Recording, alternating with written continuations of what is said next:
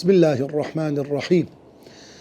الحمد لله والصلاة والسلام على رسول الله محمد وعلى آله وصحبه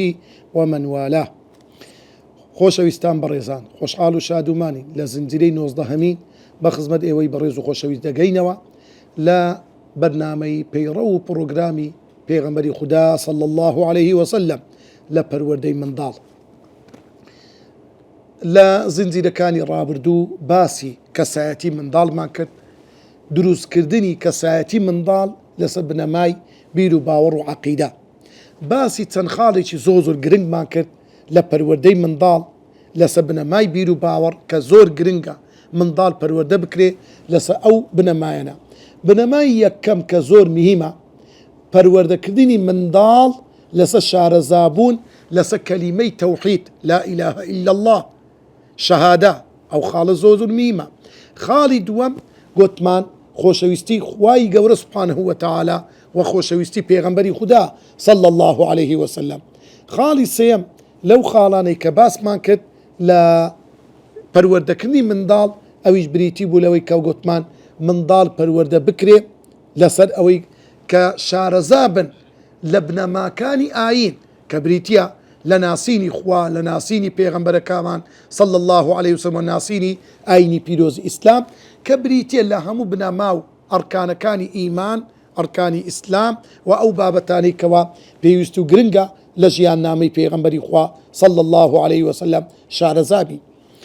لەو زنجیرەی ئەوڕۆ باسی ئەوەی دەکەین چۆن منداڵەکانمان پەروەردە بکەین بە پەروەردەیەکی ئیمانی عەقیدەیی،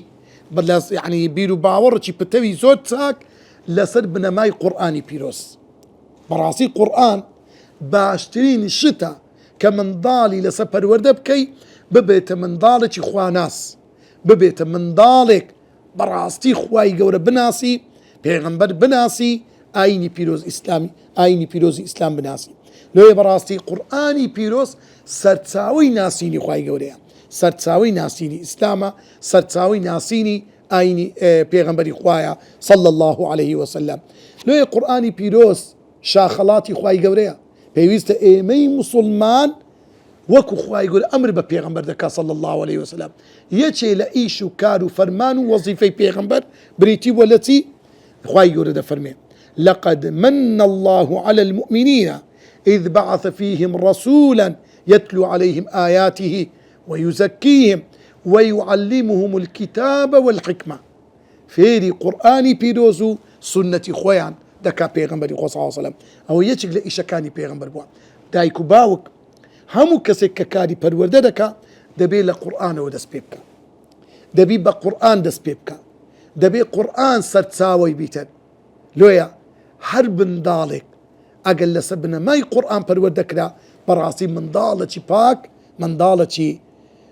خاوەنی عەقیدەیەکی زۆر پتە و دروست دەبیتن. لۆیە پێغەمبەری خودا صلی الله عليه وسلم لە فەرمودەیە کە دەفەرمێ ئەدیبوا ئەولادەکم على 3 خصال، منداڵەکانتە پەروەردە بکەن لەسەر 3 شت: حب نبيكم وحب آل بيته وتلاوة القرآن. منداڵ پەروەردە بکەن لەسەر خوێندنەوەی قورئان. لۆ فإن حملة القرآن ئەو کەسەی هەڵگری قورئانە، ئەو کەسەی فێری قورئان بووە، ئەو کەسەی قورئانی لەبەرە في ظل عرش الله، لەژێر سێبەری عەرشی خوای گەورەیە. يوم لا ظل إلا ظله، لەو ڕۆژێکە هیچ سێبەرێک نییە تەنها سێبەری خوای گەورە نەبی، سێبەری عەرشی خوای گەورە نەبیتن. مع أنبيائه وأصفيائه، ئەهلی قورئان لەگەر پێغەمبەران و ئەو کەسان کە خوا هەڵی بژاردوون. چەند گەورەی پلەی قورئان. لێ بەڕاستی فێرکردنی منداڵ و شارەزاکردنی منداڵ لە قورئان نیعمەتێکی زۆر گەورەیە. پیاوێک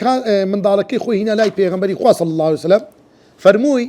ئەو منداڵم بە ڕۆژ قورئانی دەخوێنی و بە شەو دەمینێتەوە. پێغەمبەری خوا صلی الله عليه وسلم فەرمووی ما تنقیم إن ابنك يظل ذاكرا. لۆ گلەیی دەکەی، چ گلەیت هەیە کاتێک کە کوڕەکەت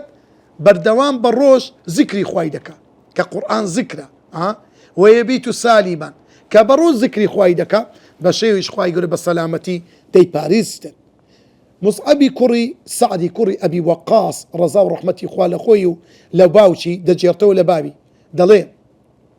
پیغمبری خوا صلى الله عليه وسلم فرموي خياركم من تعلم القرآن وعلم باشتريني كسكاني ايوا او كسانا كوا خويا فيري قرآن دكن وخلشي فيري قرآن دكن ده فرمي كاتك او فرمودي پیغمبرم پیغيشت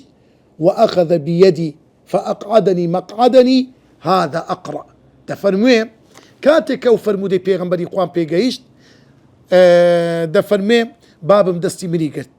امني بد لما زيسك دانا لما زقوتي داينا قوتي كرم ليرة هم خوتي خود فيري قرآن كا هم خلش فيركا ده فرمي او فرمودي پیغمبر بو واي لمن كت همي شو بردوام لقى قرآن دابم براستي قرآن انساني قوردك قورترين خلاتي خواي قوريا سبحانه وتعالى ليه الصحابة كان زور قرنجيان بقرآن دا أنسي كوري مالك رضا ورحمتي خواي لسربي كاتك قرآني دخين دولة أولي هتا أخيري ختمي قرآني دكت مالو من دارك هم كودا كردوا هم يعني كودا كردوا إنزا بيك ودستي خويا برز دكردوا دعايا دكت يعني كاتك ختمي قرآني كرديا وكو احتفالك وكو اشتكي يعني آهنجك وكو اشتكي زور قرنك من داركاني لي آقدار كرتو كوياني كرتوا عبد الله كوري عباس فخر شانازي دكت دي فرمو امن يچكم لو كساني كوا محكم او آتاني كمعنى كان يان ديار رونو اشكرايا لسردمي پیغمبري خوا زور من دالي چي بتسوق بوم امن او آتانم لبربو وشار زي معنى كاني بوم لو يدا فرمو لو كاتي پیغمبري خوا كوفاتي فرمو امن عمرم دا صالبو حمو آيات كاني قرآن كآياتي حكم بو آياتي شرعي بو معناها كاني زور زحمت بو بلام لايمن معناها كاني هم يرونو آشكلابو زوزو اللي شارزابو كوات اللي يبرزانو خوشو يستان يعني شارزابون لقرآن وبروردكني من ضال لسبنا ماي قرآن براستي خالي شي زوزو القرنقة زوزو المهمة ليلة دا اوي كزي بالسيارة لتمن تنصالي من ضال فيري قرآن بكري من ضال كزماني فصيح بو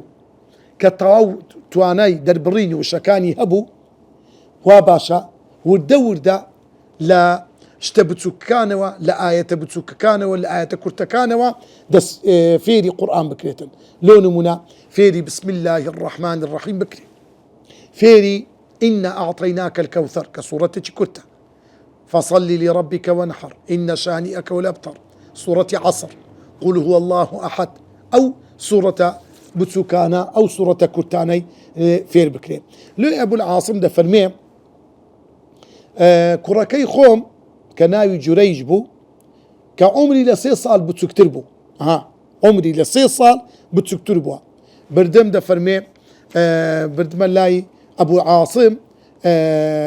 ده فرمي كركي خوم بيت قلت لا بأس أن يعلم الصبي الحديث والقرآن وهو في هذه السن تتشي شيء تدعى من ضال أقل لو تمنى بتسوكا فيري قرآن بيت يعني لتمني سي صالي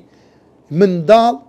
تكرير فيري قرآن بكريم هذا بين زوت الإمام للسوشيال ميديا للتلفزيون كان للشوينة كان دبين من ضالة عمري 6 صالة حفظ صالة حفظ صالة همو قرآني لبكريا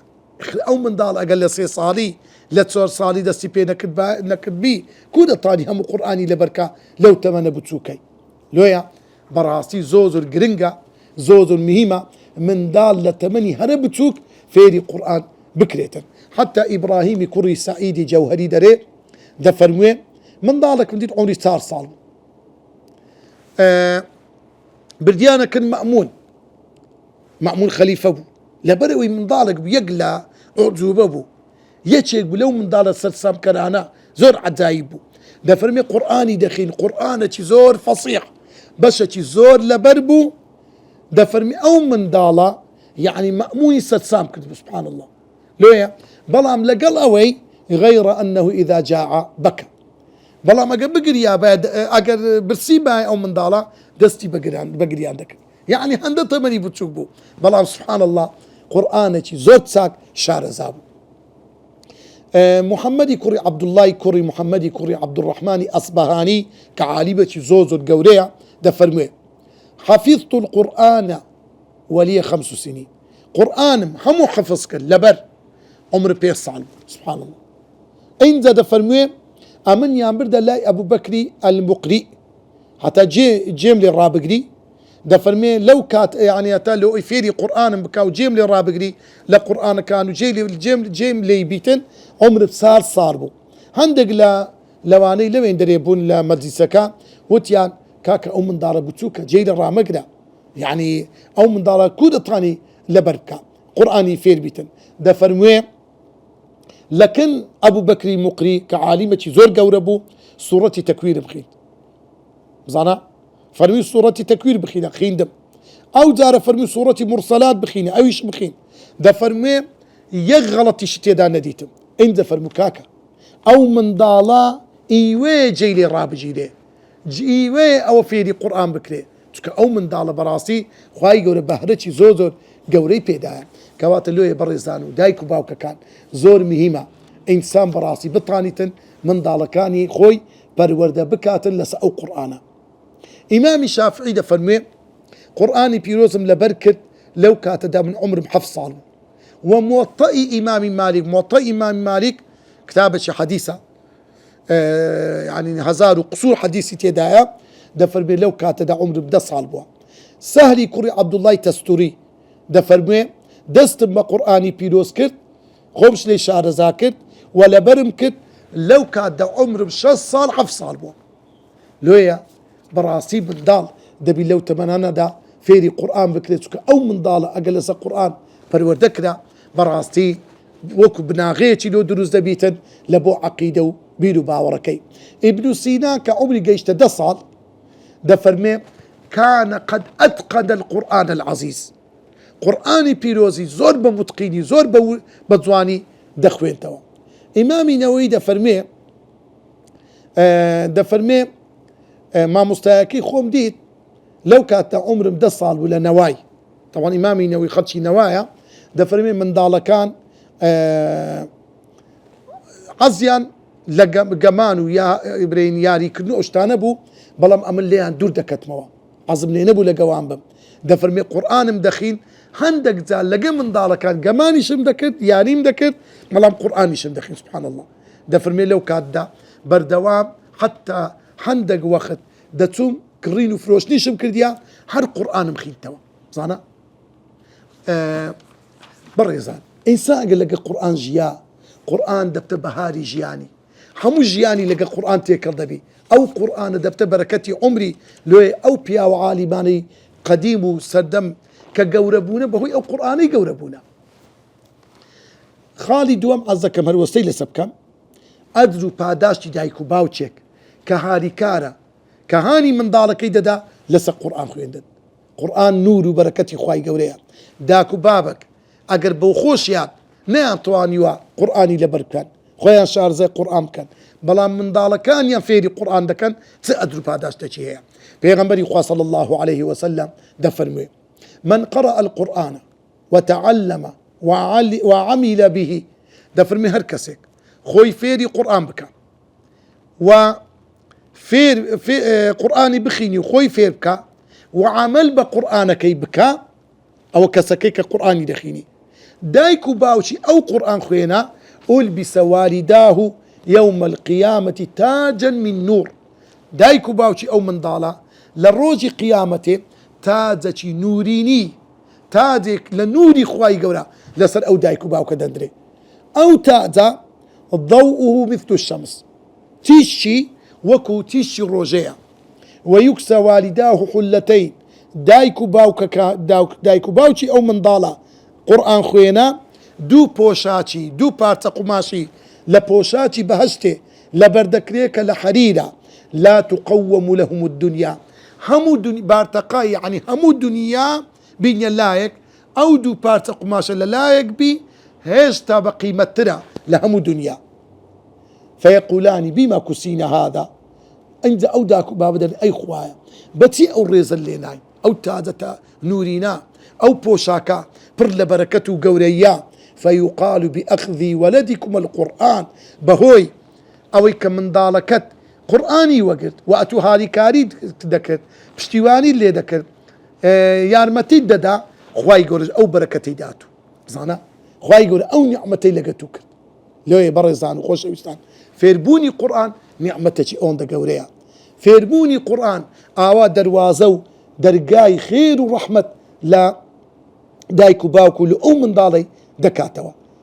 دەپاڕینەوە لە خوای گەورە دەڕێن یا ڕەبی خوایە شارەزای قورئانمان بکەی قورئان بێتە بەهاری دڵمان قورئان بێتە نووری دڵمان قورئان بێتە نووری ناو قەبرمان قورئان بێتە نورێک لە بۆ دایک و باوکمان یا ڕەبی خوایە لێت دەپاڕینەوە بەو قورئانە گەورەمان بکەی شارەزای ئەو قورئانەمان بکەی وا بکەی ئەو قورئانە بچێتە ناو دڵ و سینگمان یا ڕەبی خودایە منداڵمان ساڵح بکەی آمين آمين والحمد لله رب العالمين وصلى الله وسلم على سيد المرسلين وعلى آله وأصحابه أجمعين.